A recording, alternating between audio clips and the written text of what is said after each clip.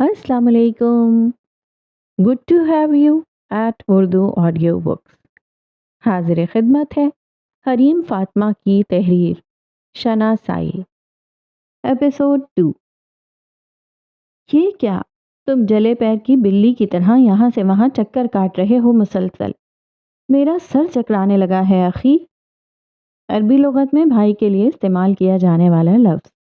वो तुनक के बोली, किन राजों की बात की थी तुमने? वो एनी पर गुस्सा नहीं हो सकता था, लेकिन अब उसका सब्र जवाब दे रहा था। खुद कोई हल नहीं मिल रहा और यहाँ ये लोग आ गए हैं धमकाने कि राज फाश कर देंगे। पहले शाहमीर और अब ये कुर्रतुल ऐन। डर क्यों रहे हो आखी? ऐसा भी क्या मिल गया होगा मुझे? उसने शरारत से कहा। बताओ मुझे ऐनी। अब वो उसके सामने जा बैठा। अपने माजी के गुनाहों पे नजर सानी करो, इल्म हो जाएगा। अब वो स्टेनले कप के स्ट्रॉ को मुंह से लगाए पानी पी रही थी। ऐसे वो चाहे हफ्ते भी मुश्किल से 2 मरतबा पानी पीती थी, लेकिन जब से ये पिंक कलर का वो बड़ा सा स्टैनले कप खरीदा था, जो तकरीबन हर वक्त उसके हाथ में होता, उसमें दिन में 3 बार पानी भर के ख़त्म कर ही देती थी। बताओ, कौन सा अकाउंट हैक किया है? वो फिर बेबसी से पूछ रहा था। एक्सक्यूज मी, मुझे हल्का ले रखा है तुमने। उसको बुरा ही तो लगा था। उसके भाई ने उसके टैलेंट पे शक किया था। मैंने आपकी ईमेल हैक की और उसी ईमेल पर सारे अकाउंट्स थे, यूट्यूब, इंस्टा, फेसबुक, व्हाट्सएप, बाकी भी सारी ऐप्स। घंटे की बात थी, आपको मालूम भी नहीं हुआ, सब मेरे हाथ में था। उसने फिर से पानी का घूंट भरा। वो सर पकड़कर बैठ गया। फिक्र ना करें, मैंने आपके सोए सोए सब असासे वापस कर दिए थे। मासूम सी तसल्ली दी। देखें, मुझे आपके अकाउंट से कोई सरोकार नहीं था, बस जानना था कि बात क्या है। कल डीसा नामी लड़की से फोन पर बात करते सुना था आपको। अब उसने कप साइड पर रखा। मैंने उस लड़की की आईडी चेक की, सारी रात बस यही मालूम किया था।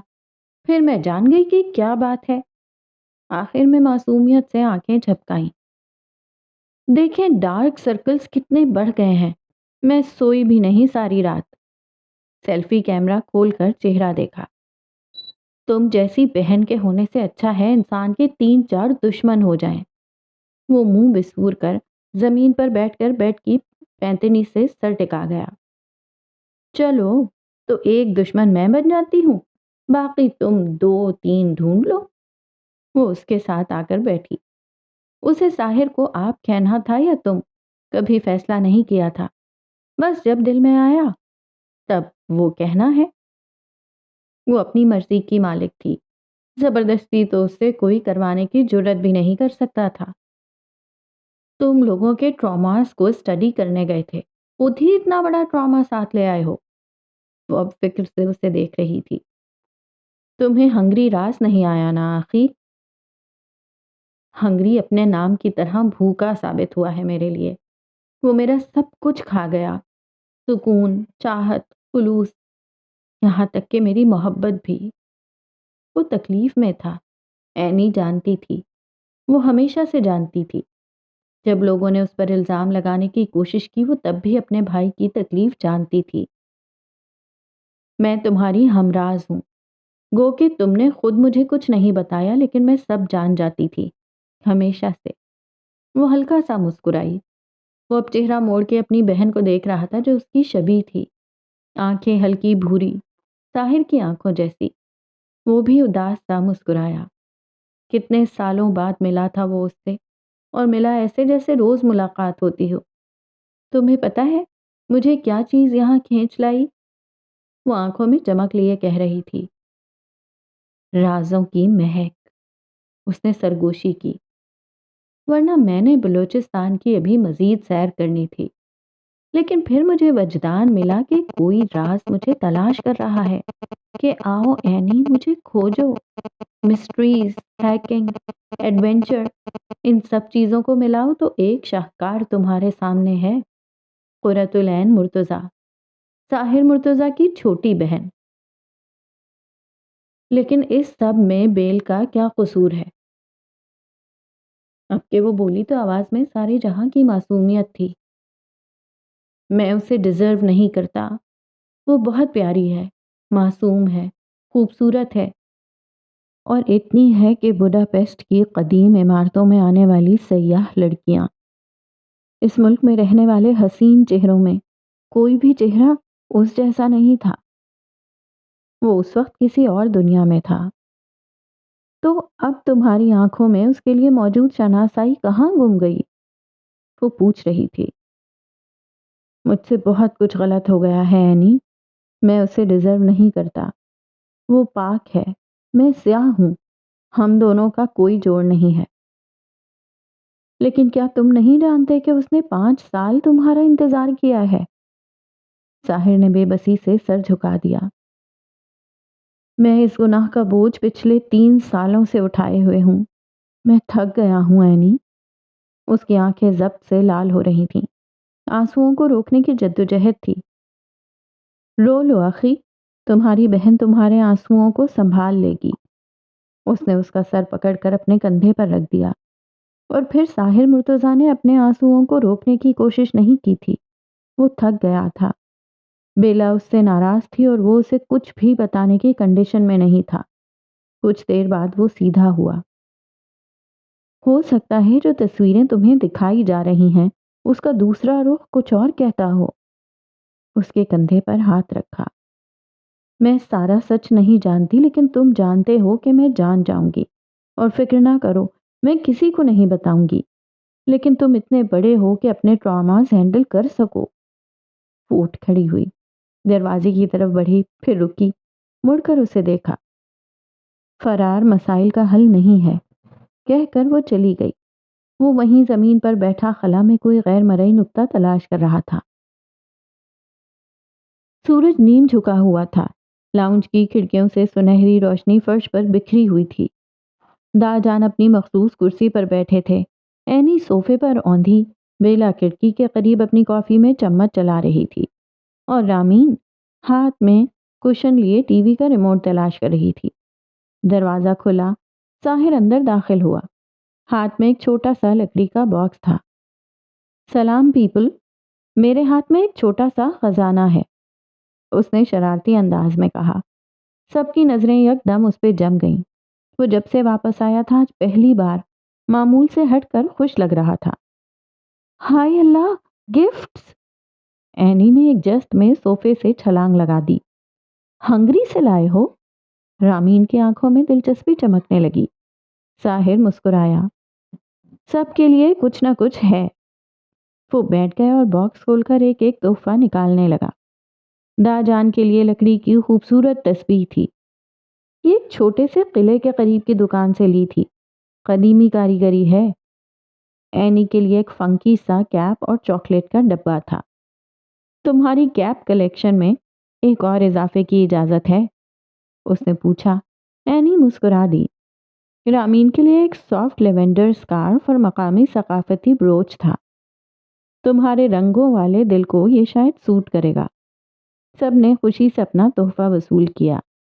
اینی چاکلیٹس گننے لگی۔ رامین اسکارف اپنے کندھے پر ڈالے آئینے کے سامنے کھڑی ہو گئی۔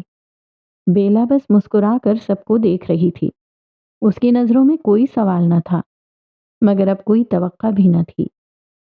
ساحر نے پل بھر کے لیے اس کی طرف دیکھا۔ اس کے دل میں کچھ ہلچل سی ہوئی، پھر اس نے باکس کو بند کر دیا۔ اینی نے جھٹ سے کہا، اخی، بیلا کا کیا؟ تم بھول گئے ہو؟ ساحل نے فوراً ہلکی مسکراہٹ کے ساتھ کہا، نہیں، بھولا نہیں، بس اس کا الگ ہے۔ اس کی آواز نرم ہوئی۔ کچھ چیزیں سب کے سامنے نہیں دی جاتی۔ بیلا نے نظریں چرا لیں۔ اینی چپ ہو گئی۔ دا جان خاموش مسکراہٹ کے ساتھ تسبیح کو انگلیوں میں چلانے لگے۔ کمرے میں ایک پل کے لیے سکوت چھا گیا۔ پھر رامین نے بات بدل دی۔ یہ اسکارف بہت خوبصورت ہے۔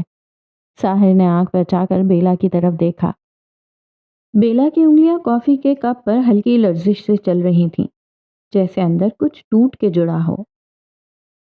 اسلام آباد کے ایک پوش علاقے کی دلکش گلی میں 2 منزلہ جدید طرز تعمیر پر بنی بوتیک शान और शौकत से इस्तादा थी। बुटीक की बैरूनी दीवारें सफ़ेद और नीले रंग की मुतवाज़न आमेज़िश से मुज़य्यन थीं और सामने लगा हुआ गोल्डन बोर्ड रोशनी में चमक रहा था, जिस पर खूबसूरत नस्ताली खत में नाम दर्ज था, सोलफुल BR बुटीक। अंदर दाखिल होते ही हर दीवार, हर कोना ज़ौक़े जमाल का मज़हर नज़र आता था। लकड़ी की शफ़ाफ़ फर्श पर सफ़ेद और नीले रंग के कालीनों का इम्तिजाज था और फ़ज़ा में हल्की सी अंबर की खुशबू घुली हुई थी। नर्म रोशनियों में नहाते क्रीमी रंग के पर्दे और ग्राहकों के बैठने के लिए नीले मखमली सोफ़े माहौल को पुरआसाइश बनाते थे। शोकेस में नफीस कामदार लिबास तरतीब से सजे थे, कुछ पर रिवायती कढ़ाई तो कुछ पर मगरिबी तर्ज का नफीस कटवर्क था। एक कोने में बेला एक कम उम्र लड़की के हाथ में थमा स्केच देखकर हैरत से सर हिला रही थी। उस स्केच में लिबास का डिज़ाइन जदीद था, मगर मशरक़ी पहचान के साथ। उसकी आंखों में फ़ख्र था, जैसे अपनी पहचान को किसी और के हाथ में परवान चढ़ते देख रही हो। दूसरी तरफ रामीन का अंदाज कारोबारी था। वो काउंटर के पीछे खड़ी हुई एक सप्लायर से तुंदही से कीमतों पर गुफ्तगू कर रही थी। अपना हाथ उस लड़की के कंधे पर रखे वो कुछ आगे होकर कंप्यूटर की स्क्रीन देख रही थी। ऊपर की मंजिल ज़्यादातर वर्कशॉप और मीटिंग रूम के लिए मखसूस थी। वहाँ नौजवान ख़वातीन के एक ग्रुप को सिलाई मशीनों पर काम करते देखा जा सकता था।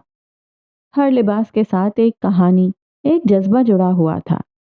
दीवारों पर लटके स्केचेस, धागों के रोल्स और छोटे छोटे इंस्पिरेशन बोर्ड्स, सब कुछ बेला और रामीन की सोच, जज्बे और ज़ौक़ की अक्कासी करते थे। ये बुटीक सिर्फ एक कारोबार नहीं थी, ये उनके ख्वाबों, जद्दोजहद और खुद मुख्तार पहचान की झलक थी। मीनू, ये देखो। वो जोश से उस कागज़ पे बने उस शानदार लिबास का स्केच उसे दिखा रही थी। वाओ! उसने बेख्तियार कहा। अब रामीन को ऊपर जाना था। उसी लम्हे बेला का फ़ोन बजा था। एनी का मैसेज था। मुझे आपसे मिलना है। आप बुटीक में हैं, मैं आ जाऊं? हाँ, जवाब देकर उसने रामीन को देखा। वो सादा सफ़ेद सलवार कमीज में मलबूस, घूंघरियाले बाल जूड़े में बांधे जीने चढ़ती दिखाई दे रही थी। रामीन असगर, बेला की खाला की बेटी थी, लेकिन वो उसकी बहन थी, उसके साथ रहती थी। वो एक बोल्ड लड़की थी, जिसको प्रिंसेस ट्रीटमेंट नहीं चाहिए था, बल्कि आज़ादी चाहिए थी। ऐसा हमसफ़र जो उसकी सांसों पर पाबंदी लगाने के बजाय उसके साथ हवाओं का सफ़र करे। लेकिन फिर उसकी ज़िंदगी में एक मर्द आया, जिसने उसको अपने मुताबिक ढालना चाहा, अपनी मर्जी के बर्तन में। लेकिन वो गलत लड़की से टकराया था। उसके साथ चलने का वादा करने वाला, उसकी सिर्फ इस ख्वाहिश पर कि वो अपना बुटीक खोलना चाहती है, उसे ऐसे छोड़ गया कि गोया कभी शनासाई ही न थी। या फिर यूं कहना ज़्यादा मुनासिब होगा कि रामीन ने उसके झूठे वादे उसके मुंह पर मारे और गर्दन उठाकर चली। हर बार ब्रेकअप के बाद औरत ही क्यों रोए, कभी कभी मर्द को भी रुलाना चाहिए। ये रामीन ने तब कहा था जब बेला ने उसके इस रवैये की वजह पूछी थी। उसके बाद से वो सेल्फ सेंटर्ड बन गई थी, हर शख्स से किनारा कर लिया, यहाँ तक के पेरेंट से भी। वो कनाडा में रहती थी, लेकिन अमीर माँ बाप की बिगड़ी हुई औलाद होने के बावजूद वो कभी बर्गर नहीं कहलाई, क्योंकि उसने लड़ना सीखा था। लोगों का खुद पर खुलने वाला मुंह बंद करवाना जानती थी। पेरेंट्स की रोज रोज की लड़ाई ने उसे ट्रॉमा नहीं दिया था, बल्कि उसने हर बार एस्केप तलाश किया, किसी न किसी सूरत, और हर बार वो कामयाब होती गई। उसने पाकिस्तान आकर अपनी बुटीक खोली। पैसे कहाँ से आएंगे? बेला ने पूछा था। डैड किस लिए कमाते हैं? उसने आंख मारी, लेकिन वो इतना खुश नहीं थी। उसे अपना कुछ करना था, अपने पैसों से। लेकिन अगर डैड बुनियादें खड़ी कर दें तो इसमें बुरा क्या है? वो सोचकर उदासी से मुस्कुराई। हाँ, गिल्टी प्लेजर। वो बुटीक बेला और आमीन ने मिलकर खोली थी। ज्यादातर मामलात फहद भाई यानी बेला के कजन ने देखे थे। बेला का जायदाद में से हिस्सा निकाल के दाजान ने उसे बुटीक के लिए पैसे दे दिए थे। वो दोनों 50-50 शेयर्स की मालिक थीं। अब वो दोनों पूरे एतमाद और खुद मुख्तार थीं। सरमाया बड़ों ने लगाया था, محنत उनकी अपनी थी। वो दोनों दूसरी मंजिल पर बने बेला के ऑफिस में बैठी थीं। तुम्हें क्या लगता है बेल, भाई के इस रवैये की क्या वजह है? वो गौर से उसे देख रही थी। पता नहीं, उसने बज़ाहिर नॉर्मल देखते हुए शाने उचकाए। बेल उसके हाथ पर अपना हाथ रखा। भाई के साथ जो भी मामला है वो पूछो उनसे। ये ना हो किसी तीसरे से आधी अधूरी बात मालूम हो और तुम उनसे बदजन हो जाओ। वो उसे समझा रही थी। वो खुद बात नहीं करना चाहता तो मैं क्यों कुरे दूं?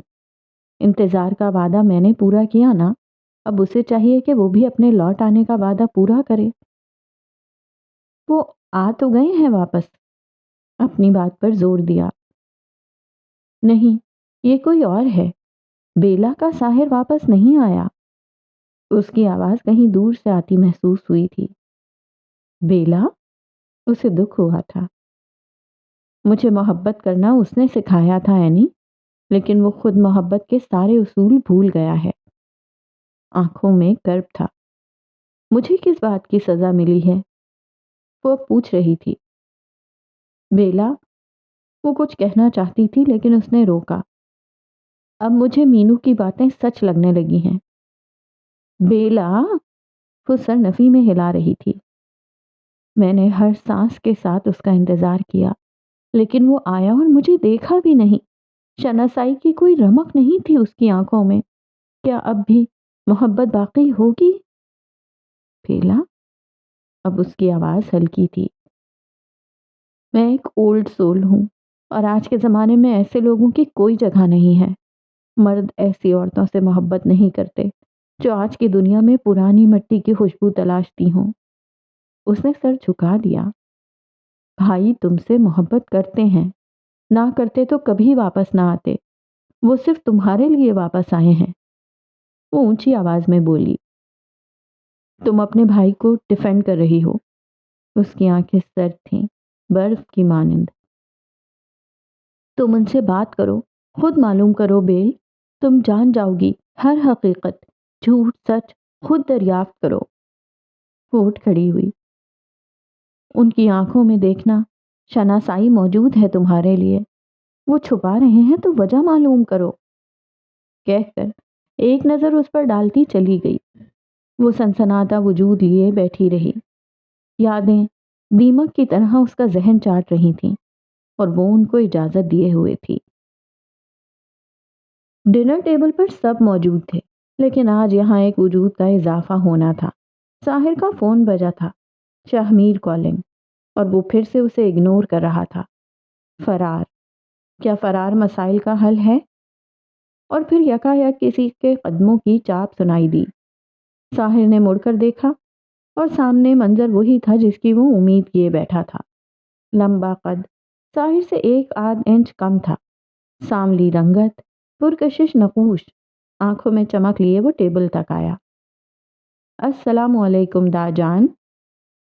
वो शाहमीर अजलान था, साहिर का वाहिद दोस्त, वाहिद गमगुसार, वाहिद राजदार। वो उनका फैमिली फ्रेंड था, उनके घर आता जाता रहता था। साहिर की गैर मौजूदगी में भी दाजान से भी खासा बेतकल्लुफ था। साहिर ने जिंदगी में कम ही दोस्त बनाए थे, और फिर जो बनाए थे वो उसके साथ जुड़े हुए थे। लेकिन शाहमीर ने इग्नोर होने का बदला तो उतारना था ना। वो सबको इज्तिमाई सलाम करता कुर्सी घसीट कर बैठ गया। दाजान महजूज होकर उसे देख रहे थे। ओह, तुम भी यहाँ हो? अदाकार वो फिर कमाल का था, लेकिन उठकर उससे मिलने की जहमत नहीं की। साहिर ने सर हिलाया, जैसे कह रहा हो, देख लेता हूं तुम्हें भी। बेला, कैसी हो? वो उससे पूछ रहा था। सबकी नजरें खुद पर महसूस करती वो घबराई, फिर संभल कर जवाब दिया, ठीक। तुम कैसे हो? वो मुस्कुराई। बचपन से वो उस घर में आता जाता रहता था, सब जानते थे उसको, वरना उस घर में दा जान के होते हुए हरेरे गैरे को बिला तकल्लुफ मेज पर बैठने की इजाजत ना थी। दा जान के लिए वो घर का ही बच्चा था। वो अब सबसे हाल चाल पूछ रहा था और अपना बता रहा था। और तुम बताओ एक्सप्लोरर, کتنی دنیا گھوم لی ہے اور کتنی رہ گئی۔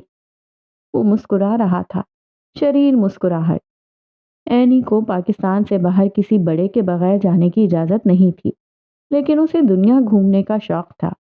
پھر اسے پاکستان ایکسپلور کرنے کی اجازت دے دی گئی۔ شاہ میر نے اس پر چوٹ کی تھی اور بلا شبہ یہ ایک غلط چوٹ تھی۔ میں ایک ہیکر ہوں مسٹر اسٹیکر، تو سوچ کر پنگا لیجئے گا مجھ سے، اس نے جتا کر کہا۔ وہ اسے اسٹیکر اس لیے کہتی تھی کیونکہ وہ شخص ہر وقت اس کے بھائی سے چپکا رہتا تھا۔ بات پرانی ہے، اب تو وقت بدل گیا تھا، لیکن بچپن کس کو بھولتا ہے۔ یہ وہ شخص تھا جس کی وجہ سے اس کا بھائی اس کے ساتھ کھیلتی اونو کارڈز والی گیم کو بیچ میں چھوڑ کر اس کے ساتھ ریکٹ شٹر کھیلنے کو ترجیح دیتا تھا۔ کتنی بار اس شخص کی وجہ سے اس کے بھائی نے اس کو فراموش کیا تھا۔ کیا یہ اتنی آسان بات تھی کہ وہ بھول جائے؟ پھر بھی کون سی وادی گھوم کے آئی ہو؟ وہ پوچھ رہا تھا۔ آپ مجھے اسپانسر کیوں نہیں کر دیتے؟ پھر ساری معلومات بھی مل جائیں گی، وہ ضبط سے بولی۔ بیلا اپنی مسکراہٹ چھپا رہی تھی۔ اچھا آئیڈیا ہے ویسے یہ، وہ محظوظ ہوا۔ پھر سب کھانے میں مصروف ہو گئے۔ وقفے وقفے سے وہ ایک نظر اس ہیکر پر بھی ڈال لیتا جو اس کے آنے سے ناک پھلا کر بیٹھی تھی۔ اس سے آنکھیں ملتی تو ایسے گھرتی کہ وہ 6 فٹ کا مرد گھبرا جاتا۔ اس کی آنکھوں میں اس کے لیے اتنی تپش تھی کہ الامان، باؤنڈریز، یو نو۔ وہ دونوں اس کے کمرے میں بیٹھے تھے۔ کونے میں 2 سنگل صوفے تھے جس کے سامنے ٹیبل تھی۔ وہ دونوں آمنے سامنے بیٹھے تھے۔ ٹیبل پر چائے کے 2 بھاپ اڑاتے کپ رکھے تھے۔ تمہیں ہر چیز کو فیس کرنا ہے ساحر، بلا وجہ خود کو بھی ہرٹ کر رہے ہو اور اسے بھی۔ اس نے کپ ہاتھوں میں لے لیا۔ مجھے سمجھ نہیں آیا میر کہ اس سب میں میرا قصور کہاں ہے۔ وہ خلا میں کسی اندیکھے نقطے کو گھور رہا تھا۔ وہی تو میں بھی کہہ رہا ہوں تمہیں، مینیپولیٹ کیا گیا ہے۔ تم خود پر کیوں سوار کر رہے ہو اس سب کو؟ وہ یاسیت سے پوچھ رہا تھا۔ اسی لمحے اینی وہاں آئی تھی، شاید کچھ کھوجنے کی غرض سے۔ کوئی راز؟ ساحر کچھ کہنے والا تھا جب اسے آتا دیکھ چپ ہو گیا۔ اف، چائے میں بالکل چینی نہیں ہے، اس نے منہ بگاڑا۔ مس ہیکر، پلیز چائے میں چینی ڈلوا دیں، اس نے معصومیت سے کہا۔ وہ جان گئی تھی کہ یہاں اس کا سکہ نہیں چلے گا۔ شور مسٹر اسٹیکر۔ وہ پیر پٹکتی وہاں سے چلی گئی۔ ظاہر اداسی سے مسکرایا۔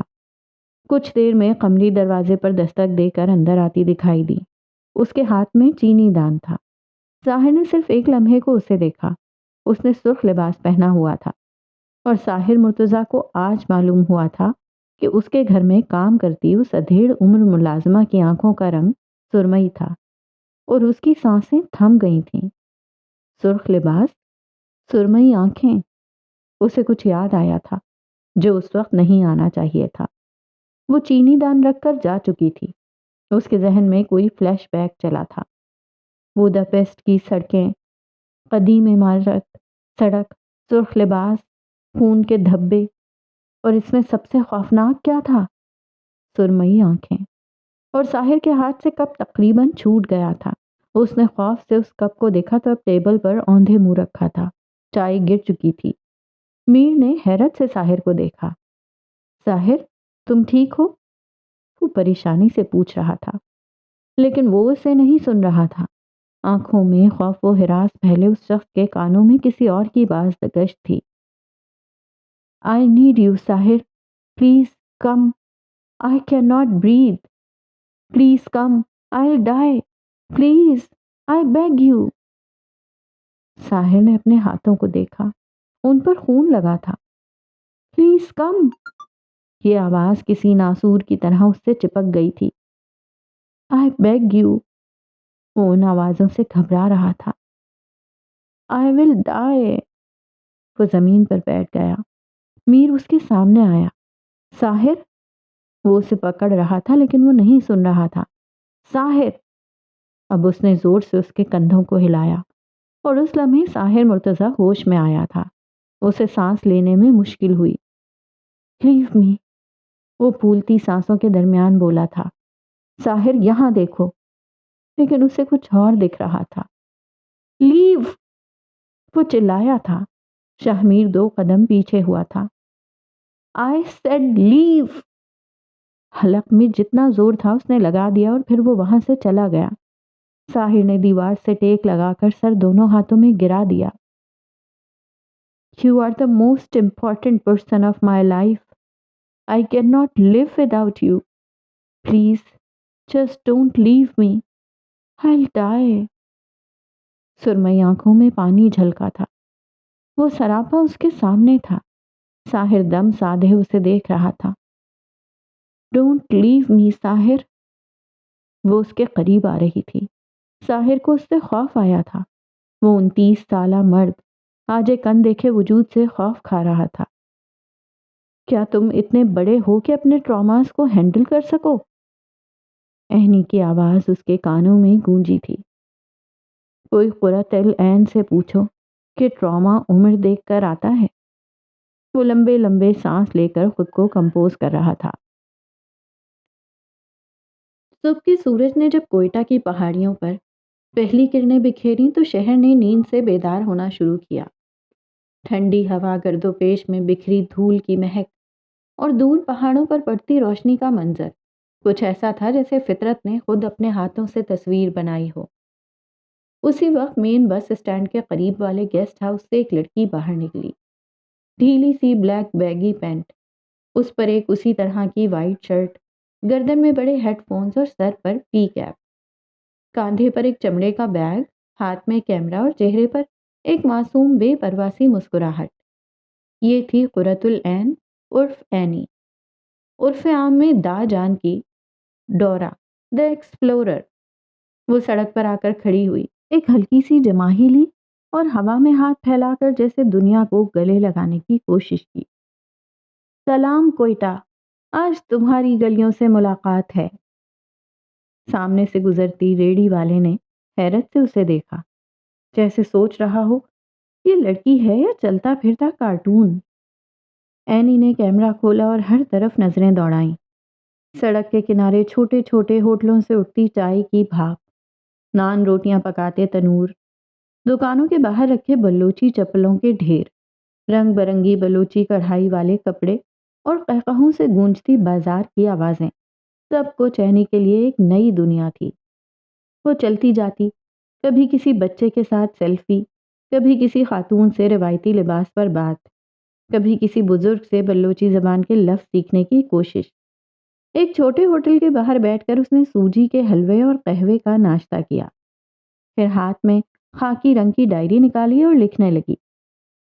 ہر شہر کی ایک خوشبو ہوتی ہے اور کوئٹہ کی خوشبو مجھے کسی ان دیکھے ماضی جیسی لگتی ہے۔ یہاں کی ہوا میں خاموشی بھی ہے اور کہانیاں بھی۔ پھر وہ رک گئی، ڈائری کے کنارے پر چھوٹے سے دل کی شکل بناتے ہوئے۔ ایک لمحے کو اس کی آنکھیں کسی ان دیکھے خلا میں الجھ گئیں۔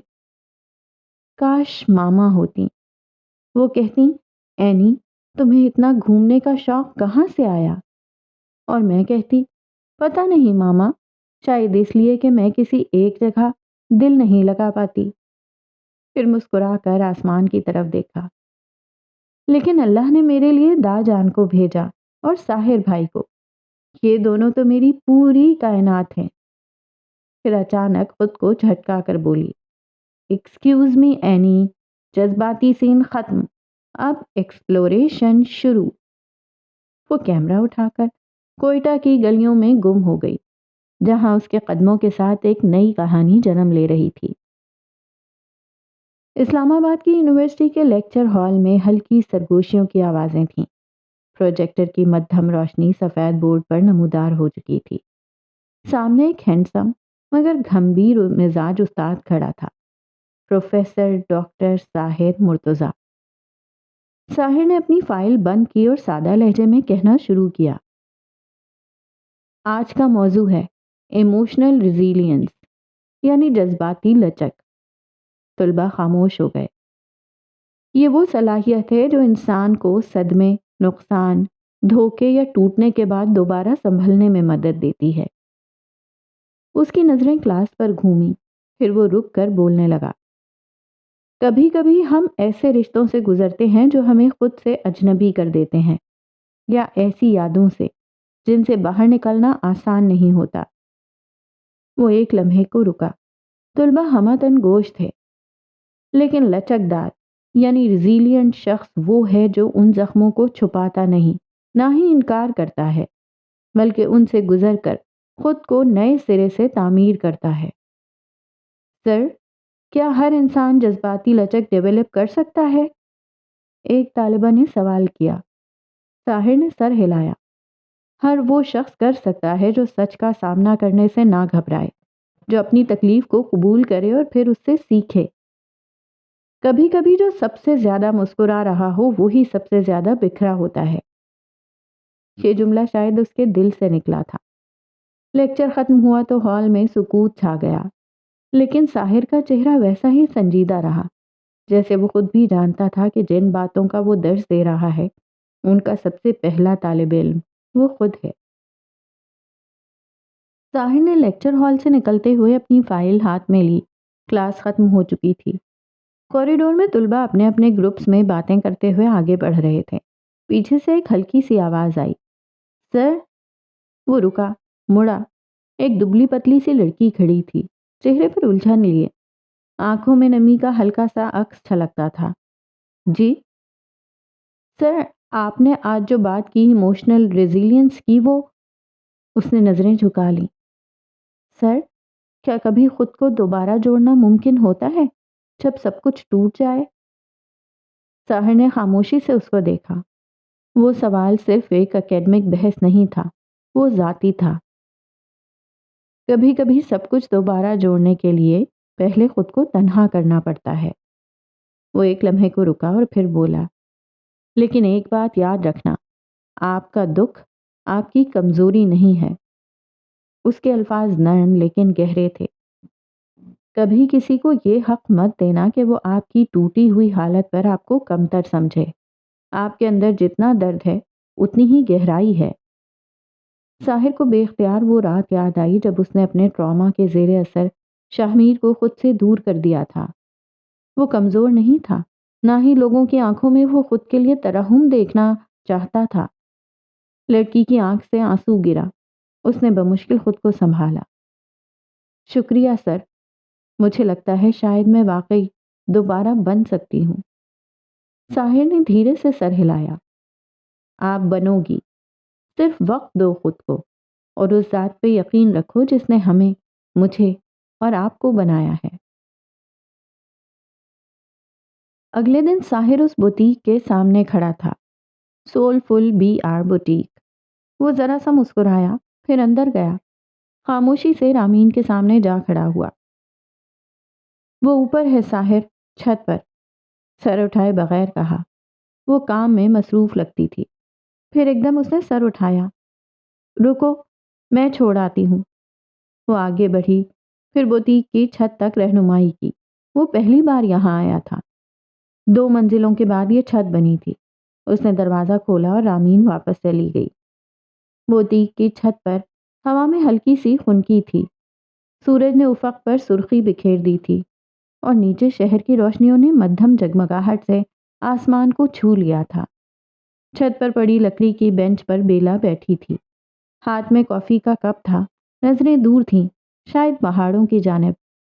دروازے کی چرچراہٹ پر اس نے پلٹ کر دیکھا اور ساکت رہ گئی۔ وہ ساحر تھا۔ اس کی آنکھوں میں الجھن تھی، جیسے وہ یہاں آنے کا ارادہ نہیں رکھتا تھا، بس قدم خود بخود اٹھتے چلے آئے ہوں۔ اگر تمہیں تنہائی چاہیے تو… وہ جانے کو مڑا۔ رک جاؤ۔ بیلا کی آواز میں کوئی التجا نہیں تھی، لیکن ایک ٹھہراؤ تھا جو قدموں کو زنجیر کر دیتا۔ وہ واپس آیا، کچھ قدم کے فاصلے پر رکا۔ میں بس اوپر ہوا لینے آیا تھا۔ ہوا تو سبھی کو چاہیے ہوتی ہے، بس کچھ لوگوں کو سانس لینے میں تھوڑی دشواری ہوتی ہے۔ وہ ابھی بھی پہاڑوں کی طرف دیکھ رہی تھی۔ چند لمحے دونوں خاموش رہے۔ یہ بوٹیک بہت خوبصورت ہے۔ تم نے رامین کے ساتھ مل کر کچھ خاص کر دکھایا، ساحر نے کہا۔ ہاں، وہ ہلکی سے مسکرائی لیکن آنکھوں میں تھکن سی تھی۔ 5 سال میں نے خود کو اس میں دفنا دیا تھا۔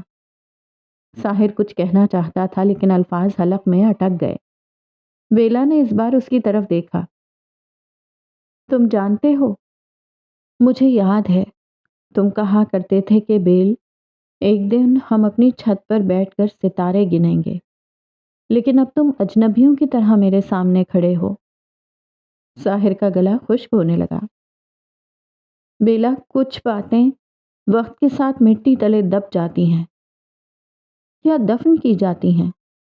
وہ سوال کر بیٹھی، جیسے جان بوجھ کر اس کے اندر کی زمین ہلانا چاہتی ہو۔ وہ چپ رہا۔ کافی ختم ہو چکی تھی۔ وہ اٹھنے لگی، پھر پلٹ کر کہا، تم نے میرے سوالوں کا جواب نہیں دیا تھا، پر ایک دن تم مجھے سچ کا خط ضرور لکھو گے اور میں تب بھی تمہیں سنوں گی۔ شاید اس دن بھی اتنی ہی خاموشی ہو۔ اسے پوچھنے کی ضرورت نہیں تھی کہ کون سے سوال، وہ سوال جو کہے بغیر پوچھ لیے گئے تھے، اور محبت کا تقاضا تھا کہ ان کا جواب دیا جائے۔ اور وہ چلی گئی۔ ساحر وہیں کھڑا رہا۔ اس کی آنکھیں بیلا کے خالی کپ کی طرف تھیں۔ اس نے وہ کپ اٹھایا اور اس کنارے کو انگلیوں سے چھوا جہاں اس کے لب لگے ہوں گے۔ خاموشی بہت کچھ کہتی ہے۔ رات گہری ہو چکی تھی۔ دا جان اور باقی سب اپنے کمروں میں تھے۔ ساحر کے کمرے کی کھڑکی نیم وا تھی۔ باہر سے ہلکی ہوا آ رہی تھی۔ دروازہ کھلا۔ شہمیر آیا، ہاتھ میں 2 کافی کے مگ۔ میں جانتا ہوں تمہیں رات کو نیند نہیں آتی۔ اس نے ساحر کو مگ پکڑایا۔ ساحر نے کچھ نہیں کہا، بس ایک خاموش شکریہ۔ شہمیر نے صوفے پہ بیٹھتے ہوئے گہری نظر اس پر ڈالی۔ تمہیں دیکھا ہے آج، بیلا کو دیکھتے ہوئے اور پھر خود کو چھپاتے ہوئے۔ وہ لمحہ بھر رکا۔ کہ اب بھی کوئی شک باقی ہے کہ تم اس سے کس قدر محبت کرتے ہو؟ ساحر نے کھڑکی کے باہر اندھیرے کو تکتے ہوئے کہا، محبت کرنا کافی نہیں ہوتا میر۔ کچھ سچ ایسے ہوتے ہیں جن کے بعد تم خود سے نظریں نہیں ملا سکتے۔ کون سا سچ ساحر؟ وہی جو تم نے خود کو قائل کرنے کے لیے بنایا ہے، یا وہ جو تمہارے اندر سے چیخ چیخ کر تمہیں جھنجھوڑ رہا ہے؟ ساحر کا ہاتھ لرزا۔ مگ تھوڑا سا ہلا، کافی گرنے لگی۔ شہمیر نے بڑھ کر مگ اس کے ہاتھ سے لے لیا۔ تمہیں پتا ہے میں تمہیں کب سے جانتا ہوں؟ تم اگر خاموش بھی ہو تب بھی چیخ رہے ہوتے ہو، اور اب تم ڈر رہے ہو۔ شہمیر کی آواز میں پہلی بار دراڑ تھی۔ ساحر نے نظر گھما کے شہمیر کو دیکھا۔ کیا تم کبھی اتنے بے بس ہوئے ہو کہ خود کو آئینے میں دیکھنا بھول گئے ہو؟ ساحر نے پوچھا۔ ہاں، ایک بار، لیکن میں نے اس آئینے کو توڑنے کے بجائے اس میں سچ تلاش کیا۔ تم کب کرو گے یہ؟ ساحر کی آنکھیں بھیگنے لگیں۔ وہ کچھ کہنے لگا لیکن لفظ نہیں نکلے۔ شہمیر نے اس کے کندھے پر ہاتھ رکھا۔ ساحر، اگر تم نے بیلا کو نہ بتایا، اگر تم نے سچ چھپا لیا تو تم اس سے بھی ٹوٹنے دو گے اور خود کو بھی۔ کمرے میں خاموشی چھا گئی۔ پھر اچانک موبائل کی اسکرین جگمگائی۔ ایک نئے نامعلوم نمبر سے میسج آیا تھا۔ You thought it was over؟ ساحر کا سانس رک گیا۔ انگلیاں موبائل پر جمی رہ گئیں۔ شہمیر نے موبائل دیکھا اور اس کا چہرہ سنجیدہ ہو گیا۔ یہ وہ ہے نا؟ ساحر نے اس بات میں سر ہلایا۔ پھر اب وقت آ گیا ہے ساحر، یہ راز دفن نہیں ہوں گے، ان کا سامنا کرنا ہوگا ورنہ یہ تمہیں دفن کر دیں گے۔ فرار مسائل کا حل نہیں ہے۔ داجان کے کمرے میں خوشبو کی ایک مانوس لہر تھی۔ پرانی کتابوں کی خوشبو، لکڑی کے پرانے صوفے کی مہک اور کھڑکی سے آتی ہوا میں کچھ ماضی کی خنکی۔ اینی آہستہ سے دروازہ کھول کر اندر آئی۔ سفید لباس میں ملبوس، سر پر ہلکا سا دوپٹہ۔ وہ آج معمول سے کچھ مختلف لگ رہی تھی۔ داجان اپنی مخصوص تسبیح تھامے آنکھیں موندے بیٹھے تھے۔ داجان، وہ دبے قدموں چلتی ان کے قریب آ کر بیٹھ گئی۔ آ گئی میری ڈورا دی ایکسپلورر۔ اینی آہستہ سے دروازہ کھول کر اندر آئی۔ سفید لباس میں ملبوس، سر پر ہلکا سا دوپٹہ۔ وہ آج معمول سے کچھ مختلف لگ رہی تھی۔ داجان اپنی مخصوص تسبیح تھامے آنکھیں موندے بیٹھے تھے۔ داجان، وہ دبے قدموں چلتی ان کے قریب آ کر بیٹھ گئی۔ آ گئی میری ڈورا دا ایکسپلورر، داجان نے آنکھیں کھولتے ہی مسکراتے ہوئے کہا۔ کون سی وادی تلاش کر کے آئی ہیں آج؟ اینی بھی ہنس پڑی، لیکن ہنسی میں آج شرارت نہیں، شکر کا رنگ تھا۔ آج ایک اور کھوئی ہوئی چیز ملی ہے، اور وہ یہ احساس کہ شاید اب میں اللہ سے تھوڑی قریب ہوں۔ داجان نے اپنی تسبیح ایک طرف رکھ دی۔ ان کی نظر میں دلچسپی اتر آئی۔ اوہ، یہ تبدیلی کیسے آئی؟ اینی نے ایک لمحہ توقف کیا، پھر کہنے لگی، کیا آپ جانتے ہیں مجھے دین سے شناسائی کیسے ہوئی؟ نہیں میری جان، بتاؤ۔ ایک آیت نے میرا ہاتھ تھاما تھا داجان، سورہ بقرہ کی وہ آیت جس میں اللہ فرماتا ہے، اللہ ایمان والوں کا دوست ہے، وہ انہیں اندھیروں سے نکال کر روشنی میں لے آتا ہے۔ یہ آیت میرے دل کے عین بیچ میں اتر گئی، جیسے کسی نے میرے اندر کے سارے اندھیرے پہچان لیے ہوں اور مجھے اشارہ دیا ہو کہ یہاں سے نکلنے کا راستہ ہے۔ داجان کی آنکھوں میں نمی اتر آئی تھی۔ پھر کیا کیا تم نے؟ بس وہ دن اور آج کا دن میں نے قرآن پڑھنا شروع کیا، ترجمے کے ساتھ، تفسیر کے ساتھ۔ نہ کسی نے مجبور کیا، نہ تبلیغ کی، بس جیسے اللہ نے خود مجھے آواز دی ہو، اپنی طرف بلایا ہو۔ اب کے داجان نے اس کا ہاتھ تھام لیا تھا۔ یہی تو اصل ہدایت ہے اینی، جو دل کی گہرائی سے آئے اور اللہ کا نور بن کر اترے۔ تم خوش نصیب ہو۔ اینی نے مسکرا کر سر جھکا لیا۔ میں بہت کچھ سمجھنے لگی ہوں داجان، شاید اسی لیے اب ساحر کا دکھ بھی زیادہ سمجھ آتا ہے۔ داجان نے اس کے سر پر ہاتھ رکھا۔ جس دل میں اللہ کا نور اتر آئے، وہ دل پھر دوسروں کا درد بھی پہچان لیتا ہے۔ تمہاری یہی روشنی تمہیں اور بہت سوں کا سہارا بنے گی۔ سورۃ العین۔ داجان، میں آپ کو بتاؤں کہ مجھے قرآن کی کون سی آیات فیسینیٹ کرتی ہیں؟ وہ اب ان کو خوش ہو کر بتا رہی تھی۔ کون سی؟ وہ بھی دلچسپی سے اسے سن رہے تھے۔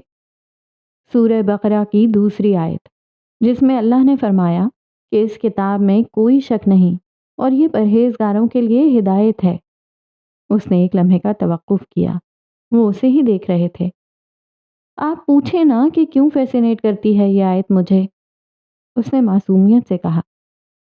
کیونکہ داجان، وہ اب تسلی سے چونکڑی لگا کر ان سے سامنے صوفے پر بیٹھی۔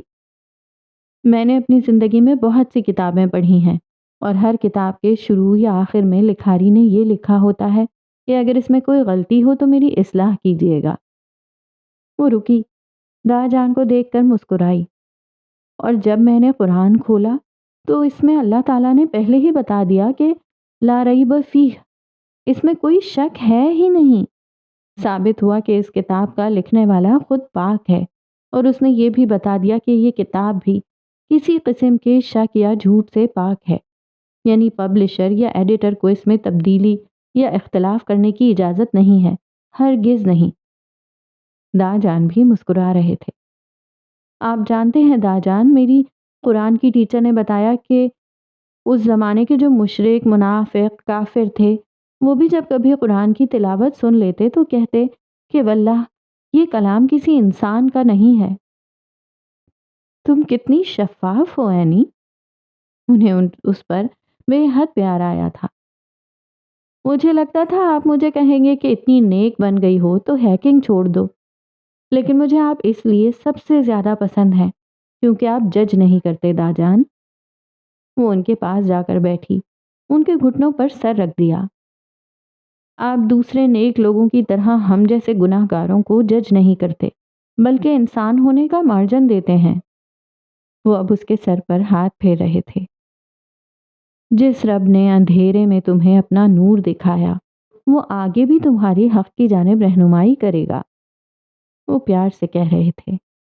اللہ نے اپنے بندے سے کبھی یہ مطالبہ نہیں کیا کہ پاک صاف ہو کر ہر گناہ کو دھو کر آؤ میرے پاس، تبھی سنوں گا۔